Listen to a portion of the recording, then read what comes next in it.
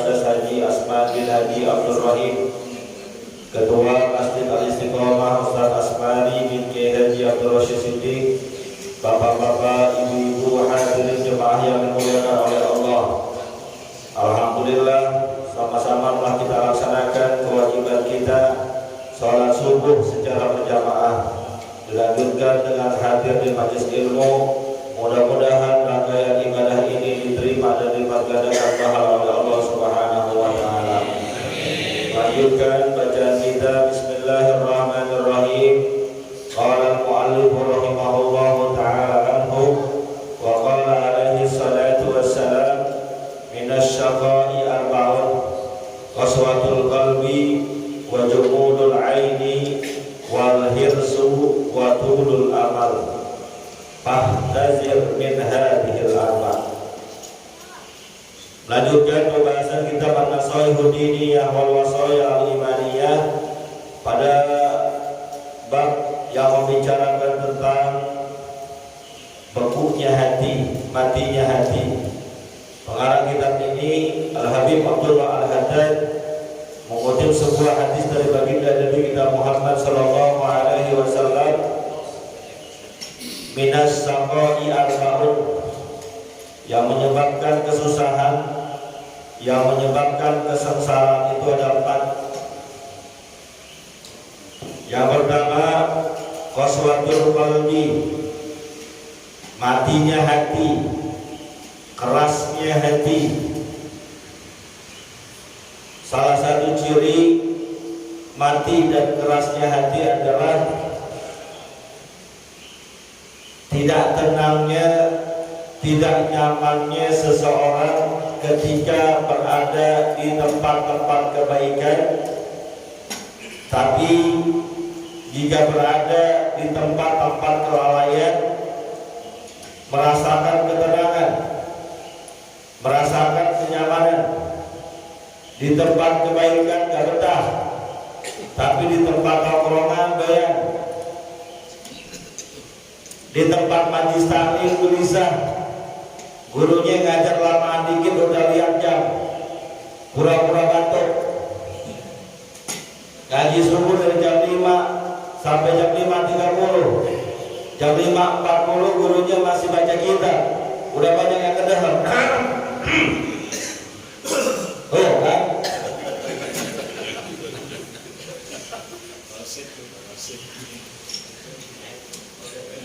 Salat tarawih lamaan dikit, protes sama pengurus masjid. Ustaz, kalau bisa imam yang ini jangan dipakai lagi nih. Kenapa? Lama yang benar. Padahal alhamdulillah salat tarawih kita nggak sampai 1 juz, nggak sampai 1 jam kalau nggak pakai ceramah. Mulai setengah 8 isya, setengah 9 juga selesai. Coba bawaannya gelisah aja. Ini kalau imamnya dia nih, bacanya atur-atur. Gua pindah dulu dah di Masjid Al-Asoy. Wah, ada lagi namanya Masjid Al-Asoy. Mana Masjid Al-Asoy? Saudara, ngepot kalau imamnya ngepot. Hati-hati yang begini nih. Hadirin, sholat tarawih kita belum seberapa, baru 1 jam. Coba kita ditabur, lihat gak liputannya. Ditabur sholat tarawihnya 8 jam. Yang dibaca bukan lagi 1 juz, bukan lagi 3 juz, khatam Quran semalaman. Kalau mau cobain sholat dah ditabur sono, Jawa Timur ya, tabur. Luar biasa, terjemahannya padat, stabil. Itu masjidnya besar, kalau sholat di sana 5 baris itu penuh. Stabil dari hari pertama sampai hari terakhir. Kalau kita kan biasanya awal-awal doang ya, penuh sampai luar sana. Ntar kira-kira masuk bulan April, nah mulai ada tuh perguguran lama. 8 jam terawihnya penuh, stabil. Kita yang 1 jam masih kadang-kadang naik turun. gimana rasanya? Bagaimana? Sekali-kali gitu bikin 8 jam gitu. Imamnya juga kagak ada. Jangan kasih jemaahnya. Imamnya juga kagak ada. Tujuh lain tuh.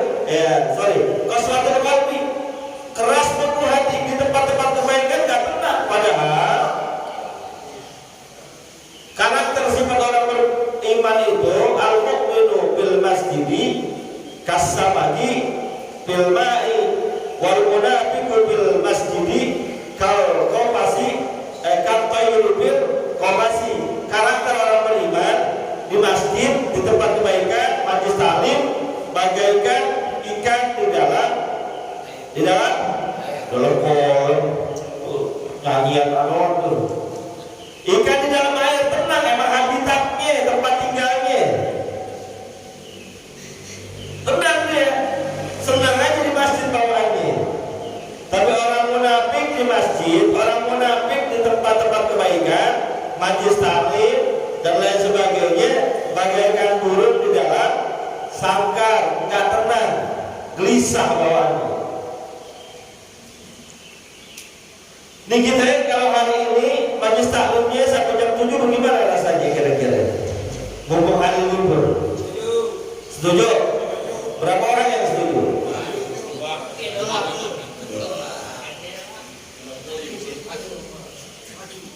Emang begitu gitu? Coba kalau nonton bola 2 kali 45 menit kagak berasa. Hadir di majlis dangdutan, jangan gadget coba 2 jam 3 jam sampai malam nggak berhasil. Tuh, qaswatul qalbi, nggak nyaman, nggak tenang di tempat-tempat kebaikan. Yang kedua, wajumudul ain, mata yang beku, mata yang gak peka, mata yang orientasinya dunia doang. Ngukur sesuatu itu dari keuntungan dunia. Melihat tetangganya susah, nggak tergerak tuh hatinya. Melihat anak yatim, nggak tergerak hatinya untuk memberikan bantuan pertolongan. Ada korban musibah, kebakaran, bencana alam dan lain sebagainya, nggak ada sedikit pun hatinya tergerak. Karena matanya udah beku, orientasinya dunia. Kalau saya kasih dia nyumbang ini, untungnya buat saya apaan?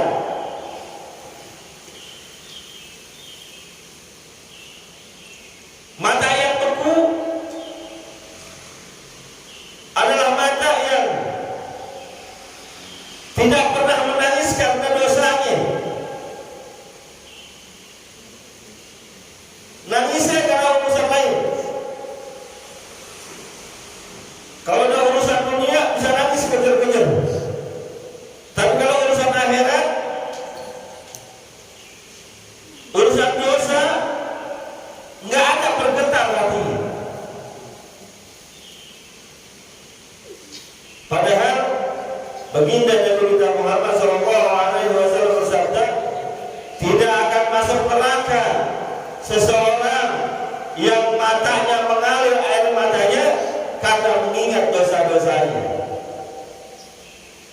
Dalam sebuah riwayat hadis yang lain dikatakan, sabatun yuzilluhumullahu fi dzillihi yawma la dzilla illa dzilluh.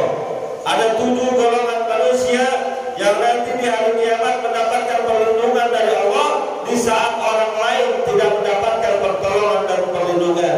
Siapa? Di antaranya rajulun dzakarallaha khaliyan fafadat ainahu. Seseorang yang di tengah malam mengingat Allah, mengingat dosa-dosanya, fafadat ainahu, kemudian karena mengingat itu semua meleleh dia punya air mata, mengunculkan dia punya air mata karena takut terhadap Allah Subhanahu wa taala.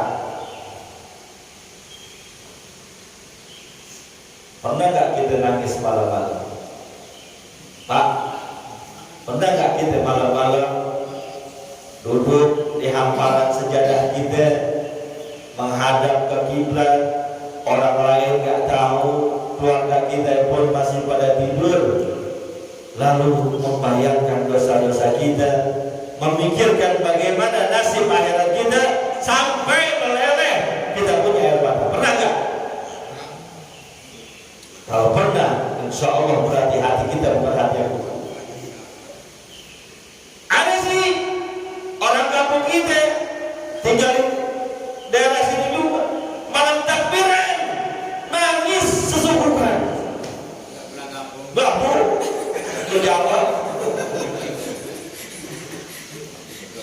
Di pojokan masih nangis, ketua masih takbiran. Ya Allah, ada begitu terharu kehilangan Ramadan. Boleh nanya supaya umur panjang, mudah-mudahan tahun depan dapat Ramadan lagi. Bukan begitu Pak Ustaz, saya nggak bisa berangkat, tiket mudik gratis nggak kebagian, mau beli tiket sendiri kemahalan. Lain nangis ya urusannya lain. Bapak Aina mengucurkan dia punya air mata. Usahakan tuh. Dan dalam riwayat hadis yang lain dikatakan ada dua golongan mata manusia yang tidak akan tersentuh api neraka. Yang satu mata yang bergadang karena menunggu, menjaga pasukan perang di jalan Allah. Lagi perang nih, suasana perang. Kalau zaman dulu perang itu cuma sampai sore, maghrib ke sore istirahat. Gak zaman sekarang. Zaman sekarang malam-malam masih dibombardir juga pakai bom. Siang doang perangnya, malam istirahat. Nah ketika istirahat itu ditugaskan beberapa pasukan untuk begadang jaga keamanan. Nih yang begadang kayak gini nih, matanya tidak akan tersentuh oleh api nerakanya Allah. Kita suka begadang nggak? Yang pojokan pasukan begadang semua saya lihat. Suka nggak begadang? Ngapain? Penyisihan yang Eropa, Pak, atau yang tarikan malam itu namanya itu, keren kalau.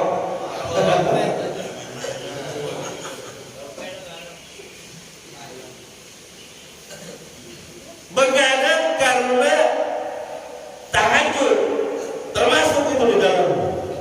Begadang karena qiyamul lail, termasuk itu di dalam. Yang kedua,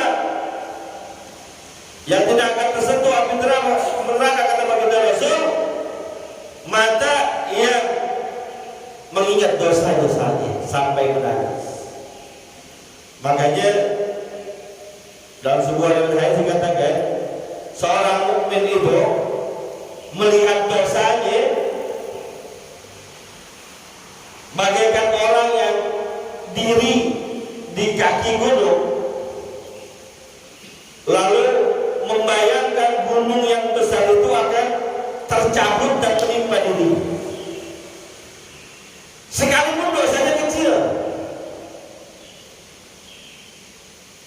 saking takutnya terhadap dosa yang dia lakukan, takut gunung yang sebesar luar biasa itu menghantam diri. Orang mukmin itu, di dalam pandangannya nggak ada dosa yang kecil, semua dosa besar. Sementara orang munafik yang hatinya mati melihat dosanya seperti melihat lalat di ujung hidungnya. Padahal dosanya banyak, dosanya besar. Cuma gimana sih kalau lalat pas orang begitu? Ganggu aja. Nggak ada rasa takutnya, nggak ada rasa ngerinya. Posisi kita di mana tuh sekarang? Melihat dosa bagaikan gunung yang sangat besar, atau seakan-akan melihat lalat yang nempel di ujung hidung kita. Makanya dalam sejarah kita lihat bagaimana Nabi kita Muhammad SAW, para sahabatnya, para tabi'in, kalau udah urusan akhirat banyak nangisnya.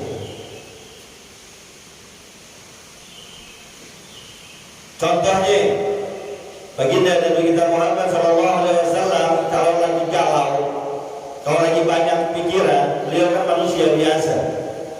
Dia panggil sahabatnya bernama Abdullah bin Mas'ud radhiyallahu taala anhu yang memang dekat dengan beliau. Abdullah bin Mas'ud ini suaranya bagus.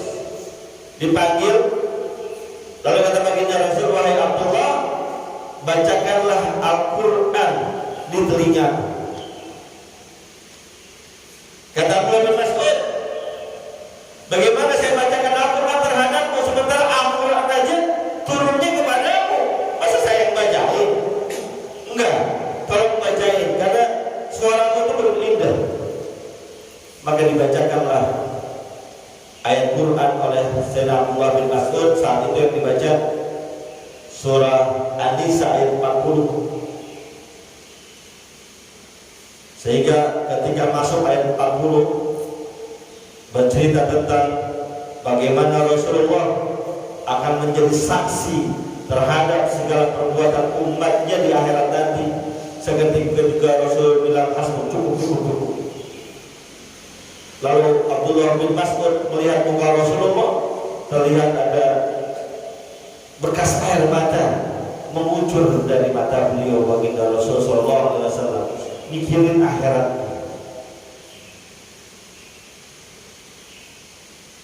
Riwayat ini bisa kita ambil kesimpulan pelajaran bahwa kalau kita lagi galau, dengerin Quran.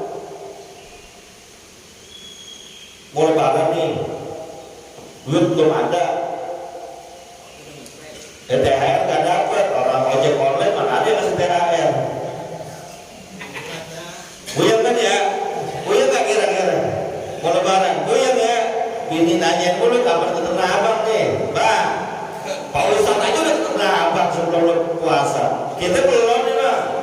Buyang kita, panggil orang suruh baca Quran, Pak Bujus ini. Tolong bacain Quran Pak Bujus.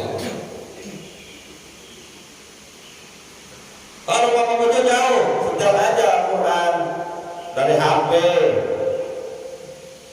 agar nanti kita tenang, nggak mumet.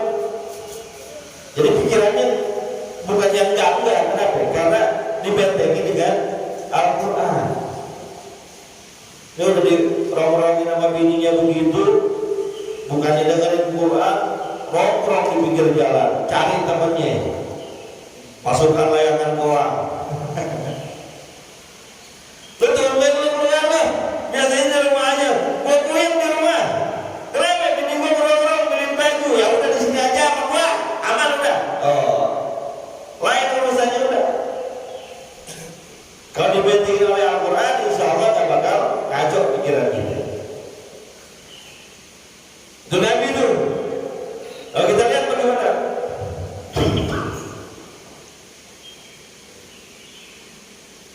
Sahabat-sahabat beliau, di antaranya Sayyidina Abu Bakar Siddiq radhiyallahu taala anhu, yang ketika Rasulullah SAW sakit, gak bisa jadi imam sholat, dia bilang kepada istrinya Sayyidatuna Aisyah radhiyallahu taala anha, wahai Aisyah, tolong sampaikan ke ayahmu gantikan diriku menjadi imam. Karena dia sakit. Apa kata Sayyidatuna Aisyah radhiyallahu taala anha? Ya Rasulullah, kalau bisa yang lain aja. Jangan ayahku yang disuruh imam. Kenapa? Karena beliau itu kalau baca Quran banyakkan nangisnya dibandingkan bacaannya. Bahkan sebuah riwayat mengatakan beliau itu pernah dalam sholatnya baca surah hanya satu ayat doang, diulang-ulang karena gak sanggup meneruskan ke ayat berikutnya sambil bercucuran air mata.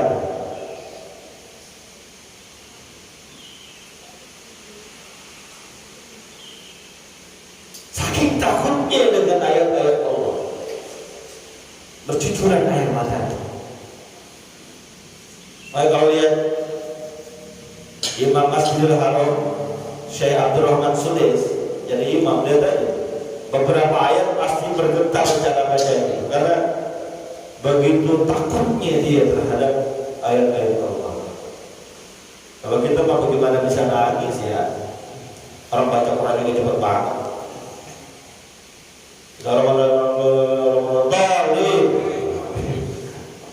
Yang sholat tarawih 23 rakaat 7 menit itu, masya Allah, hebat tapi ya. Kalau saya nggak sanggup itu kayak gitu, nggak sanggup saya benar. Yang kedua, Sayyidina Utsman bin Affan radhiyallahu taala anhu. Beliau kalau lewat kuburan pasti nangis. Lewat kuburan pasti nangis. Sampai pada bertanya, wahai Utsman bin Affan, ketika engkau diberikan nasihat tentang surga, diberikan nasihat tentang neraka, kamu gak nangis. Tapi kenapa ketika melihat makam, lihat kuburan kamu nangis? Beliau menjawab, kenapa saya nangis? Karena teringat sabda baginda Nabi kita Muhammad SAW, innal qabra akhiru manzilin min manazilid dunya wa awwalu manzilin min manazilil akhirah.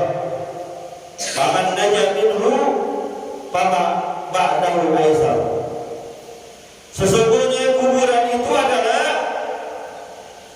tempat terakhir manusia dalam perjalanan hidupnya di dunia.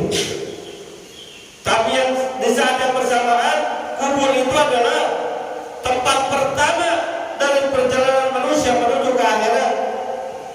Maka siapapun orangnya yang selamat di kuburnya, maka perjalanan setelahnya akan menjadi sangat mudah. Tapi sebaliknya, siapa orang yang sengsara di kuburnya, nggak selamat di kuburnya, maka perjalanan setelahnya jauh lebih berat. Dan saya takut, kata Sayyidina Utsman bin Affan, saya termasuk orang yang tidak selamat dalam kubur saya. Allahu Akbar. Ini yang ngomong Sayyidina Utsman bin Affan, yang kalau sedekah tak tanggung-tanggung. Sedekahnya 1000 dinar. 1000 dinar, Pak. 1000 dinar itu bukan 1000 rupiah.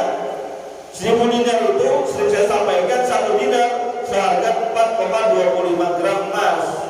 Emas 1 gram berapa sekarang? Bang Gope, emas 1 gram berapa sekarang?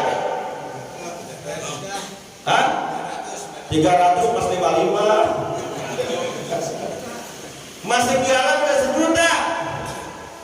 Anggap emas singgalan 1 juta berarti 1 dinar. 1 dinar 4,25 gram emas.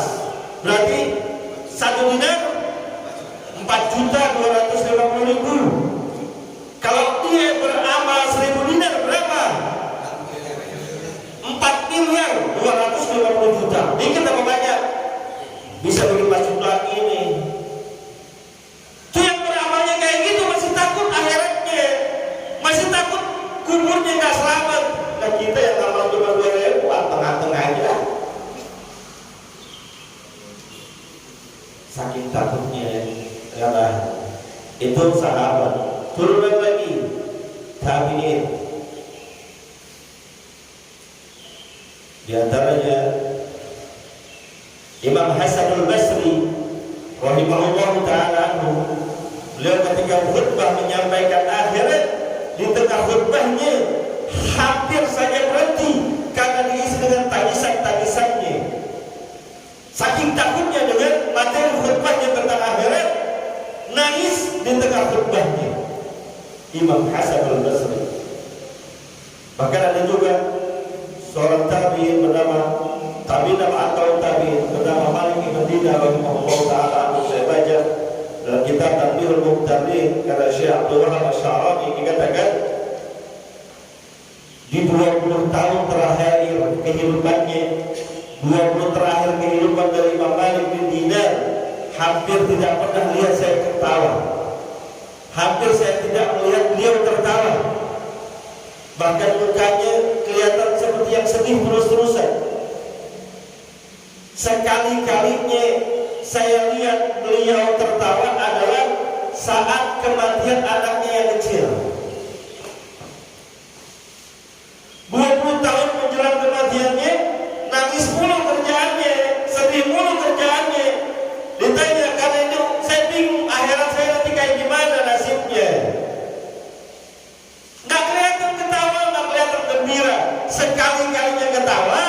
sekali-kalinya gembira di saat hari kematian anaknya yang paling kecil. Dia malah girang.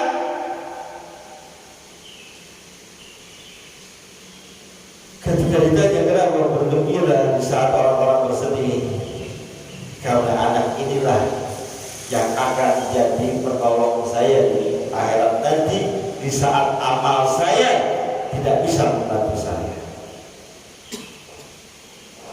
Tapi kalau ada jemaah kita yang ngamalin kayak gitu repot juga. Ada anaknya meninggal masih kecil, terus dia ketawa-ketawa. Kira-kira orang bilang apa itu? Saking sedihnya sampai stres orang. Ya mudah-mudahan Allah Subhanahu wa Ta'ala jadikan kita orang yang lembut hatinya, orang yang leleh air matanya ketika melihat dosa-dosa yang teramat banyak yang kita lakukan. Al-Fatihah.